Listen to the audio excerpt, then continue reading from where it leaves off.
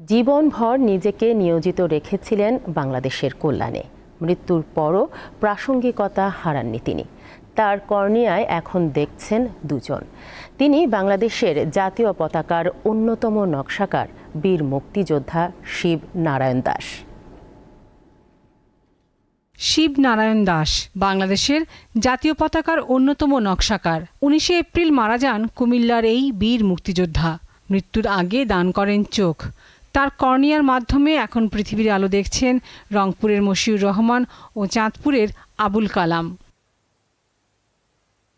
Bangabandhu Sheikh Mujib medical বিশ্ববিদ্যালয়ে সংবাদ সম্মেলনে কর্নিয়া গ্রহণকারীদের উপস্থিতিতে এই তথ্য তুলে ধরা হয়। ধন্যবাদ জানাই ওনার পরিবারকে, যে ওনার পরিবার সচেতন থাকার কারণে কর্নিয়া আমার চোখে স্থানান্তর হয়েছে। ইনশাল্লাহ আমি অনেকটা ভালো দেখতে পাচ্ছি। ছোটবেলা থেকে আমার এই বাম চোখে দেখতাম না কিছুই, তারপরে কর্নিয়া লাগানোর পরে এখন আস্তে আস্তে আমার দৃষ্টিশক্তি আসতেছে। মশিউর রহমানের অপারেশন হয় বঙ্গবন্ধু মেডিকেলে, আর আবুল কালামের হয় সন্ধানী চক্ষু হাসপাতালে। সন্ধানী টোটাল টিম এসে কর্নিয়া দুটো কালেকশন করা হয়, আমরা ইভালুয়েট করি।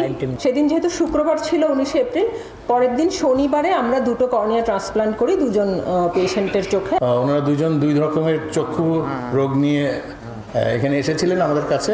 তারা অলরেডি সন্ধানীতে নথিভুক্ত রেসিপিয়েন্ট বা কর্নিয়ার জন্য উপযুক্ত রোগী হিসেবে লিস্টেড ছিলেন। বঙ্গবন্ধু শেখ মুজিব মেডিকেল বিশ্ববিদ্যালয়ের উপাচার্য জানান, কুসংস্কার দেশে চক্ষুদানের ক্ষেত্রে একটি বাধা।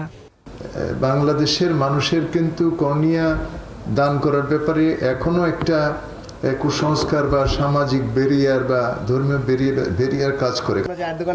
লাবণী গুহ, দীপ্ত সংবাদ, ঢাকা।